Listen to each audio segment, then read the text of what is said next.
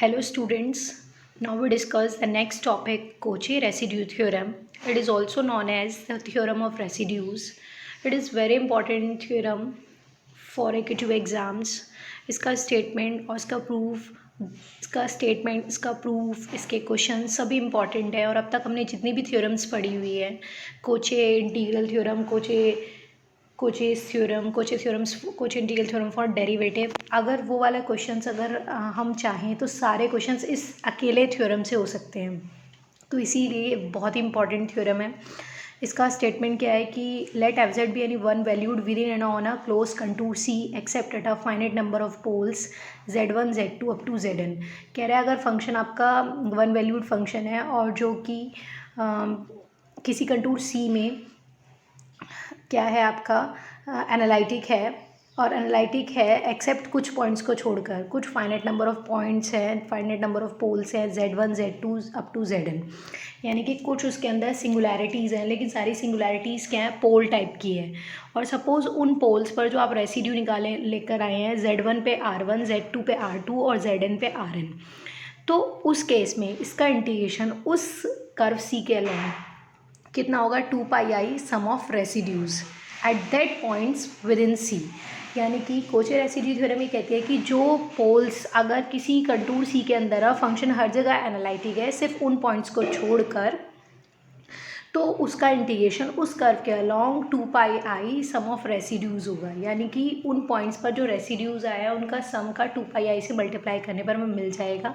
लेकिन important condition ये है कि वो पॉइंट्स जो होने चाहिए वो सारे पॉइंट्स जेड के अंदर होने चाहिए। आगे देखिए, इसका प्रूफ लिया हमने, एक सर्कल सी ली, हमने एक कंटूर सी लिया है, उसके अंदर बहुत सारी सिंगुलैरिटीज़ हैं पोल्स टाइप की, z1 z2 z3 z4 zn। ठीक है, जो z1 को सेंटर मान के और r1 रेडियस का जो एक सर्कल ड्रॉ किया दैट इज़ गामा 1, z2 को सेंटर मान के r2 रेडियस का एक सर्कल ड्रॉ किया दैट इज़ गामा 2, z3 को सेंटर मान के r3 रेडियस का एक सर्कल लिया that is gamma 3, and z4 को सेंटर मान के r4 रेडियस का एक सर्कल लिया दैट इज़ गामा 4, और zn को सेंटर मान के rn रेडियस का एक सर्कल लिया दैट इज़ गामा n। ये रेडियस इतनी स्मॉल है कि ये कंटूर सी को मतलब क्रॉस नहीं करती हैं, मतलब बाहर नहीं जाती हैं, और ओवरलैप नहीं करती। ओवरलैप का मतलब एक दूसरे को इंटरसेक्ट नहीं करती। अब we know that by Cauchy theorem for multiple connected region, ये एक्सटेंशन थ्योरम की पूरे सी के रीजन के अलॉन्ग जो इंटीग्रेशन होगा इनके अलग अलग इंटीग्रेशन के अलॉन्ग के सम के बराबर होगा। It means this one, integration along C F Z D Z equals to gamma 1 F Z D Z plus gamma 2 F2 Z F Z D Z plus gamma 3 F Z D Z and gamma and F Z D Z. और हमें residue की theorem क्या होती है कि residue b1 क्या होता है, किसके इक्वल होता है, 1/2πi integration along that curve F Z D Z. तो r1 ये होगा, तो gamma 1 F Z D Z कितना हो जाएगा, 2πi r1। इसी तरीके से बाकी सब क्या हो जाएंगे, गामा 2 के अलॉन्ग भी आ जाएगा 2πi गामा r2, गामा 3 के along 2πi r3, gamma n के अलॉन्ग 2πi rn। सारी वैल्यूज़ को इक्वेशन फर्स्ट में रख दीजिए, integration along C F Z D Z equals to 2πi r1 2πi r2 2πi r3 up to 2πi rn। 2πi common ले लीजिए, r1 plus r2 plus rn, यानी कि 2πi the sum of the residues at the pole within C. इसका ड्राइव बहुत ही easy है और साथ में इम्पॉर्टेंट भी है, एवरी ईयर आता है, और ये प्रूफ भी बहुत इंपॉर्टेंट है। बस आपको इस पे बेस्ड क्वेश्चन भी इंपॉर्टेंट, क्योंकि ये ऐसी थ्योरम है कि जो क्वेश्चंस वहाँ पे हम करते थे ये अकेले हर टाइप के क्वेश्चंस इसी थ्योरम से हो सकते हैं। देखिए यही वाला क्वेश्चन है, जैसे फर्स्ट डिटरमाइन या evaluate this integration along C Z square upon Z minus 1 का होल स्क्वायर जेड प्लस 2। यही क्वेश्चन आपने पीछे किया था, और इसको जो इसकी सिंगुलैरिटी थी 1 और -2 दोनों ही सर्कल के अंदर आ रही थी, और आपने इसको कोचे इंटीग्रल फॉर्मूले से किया था। लेकिन अब उसी क्वेश्चन को हम कोचे रेसिड्यू से भी कर सकते हैं, तो वहाँ ये नहीं आता है कि आपको कोचे रेसिड्यू से करना है या कोचे इंटीग्रल से करना है। अगर आ जाता है तो फिर आपको सारे मेथड्स क्लियर होने चाहिए, अदरवाइज़ आप इस एक सिंगल थ्योरम से पे बेस्ड हर तरह के क्वेश्चन आप कर सकते हैं। तो सर्कल दिया है mod Z equals to 3, centre क्या है इसका 0 0 रेडियस 3, एक सर्कल ड्रॉ कर लिया है। इस फंक्शन की जो पोल्स हैं वो 1 पे तो ऑर्डर 2 का पोल है और -2 पे ऑर्डर 1 का पोल है, और दोनों ही पॉइंट 1 और -2 दोनों ही सर्कल के अंदर है। तो यानी कि अगर मुझे ये थ्योरम यूज़ करनी है तो मुझे चाहिए कि 2πi सम ऑफ रेसिड्यूज़, अगर दोनों पॉइंट अंदर है, अगर कोई एक पॉइंट अंदर होता तो उसी का रेसिड्यू लेती। उसकी 2 पाई आई से मल्टीप्लाई कर देती। अगर दोनों अंदर है तो दोनों पे रेसिड्यूज़ लीजिए, उनका सम कीजिए और 2 पाई आई से मल्टीप्लाई कर दीजिए, क्योंकि यही कहती है कोचे रेसिड्यू थ्योरम। तो हम दोनों पे रेसिड्यू लेते हैं। रेसिड्यू का फॉर्मूला हमें पता है, ऑलरेडी हम प्रीवियस क्लास में डिस्कस कर चुके हैं। तो रेसिड्यू एफ जेड का फॉर्मूला मतलब जेड इक्वल्स टू 1 पे इसका ऑर्डर 2 का पोल है, तो 1/m-1 factorial 2 - 1 factorial 1 time derivative of z - 1 का square upon into F Z, और फिर जेड इक्वल्स टू 1 पे इसको सब्स्टिट्यूट करेंगे। फिर डिनोमिनेटर नोमीटर वाला फॉर्मूला अप्लाई कर देंगे d/dz का डेरिवेटिव करने के बाद, और फिर उसके बाद यहाँ पर जेड इक्वल्स टू 1 यहाँ सब्स्टिट्यूट कर दिया, तो फर्स्ट पे रेसिड्यू आ गया 5/9।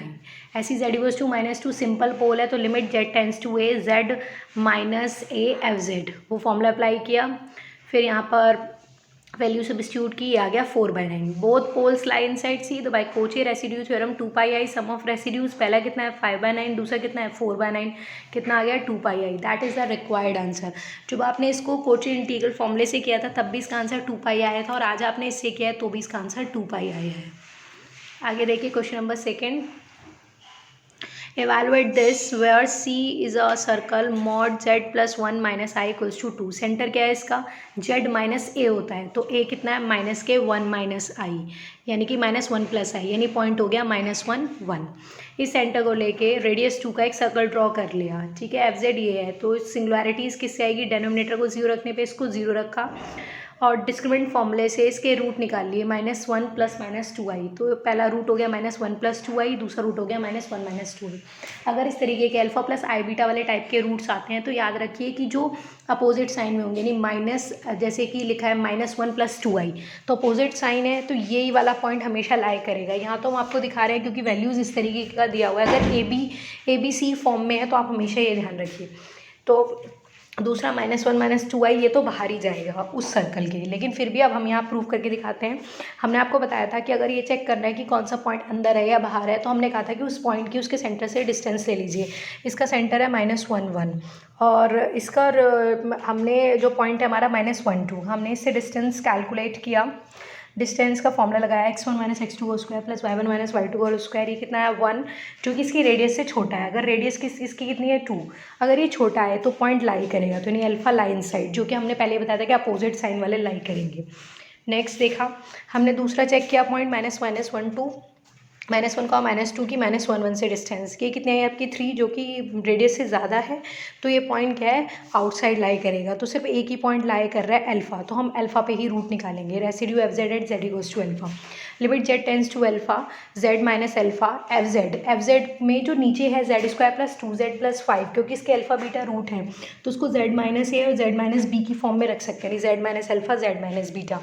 कन्वीनियंट करने के लिए किया है हमने इसको, z माइनस अल्फा से z माइनस अल्फा कैंसिल हो गया, अल्फा पुट कर दीजिए, फिर अल्फा की वैल्यू रख दी। अब नीचे आइटा है, डिनोमिनेटर में आइटा रखते नहीं हैं, उसको रैशनलाइज कर लीजिए, आइटा से मल्टीप्लाई, आइटा से ऊपर, आइटा से नीचे, तो r1 आपका 1/2 प्लस है। बिकॉज एक ही रूट है तो by Cauchy residue 2 pi I sum of residues होता है, बिकॉज एक सिंगल रेसिड्यू है तो सिर्फ r1 आ जाएगा। r1 की वैल्यू रखी, फिर हमने सिंप्लीफाई किया, that is the final answer pi bracket में i - 2।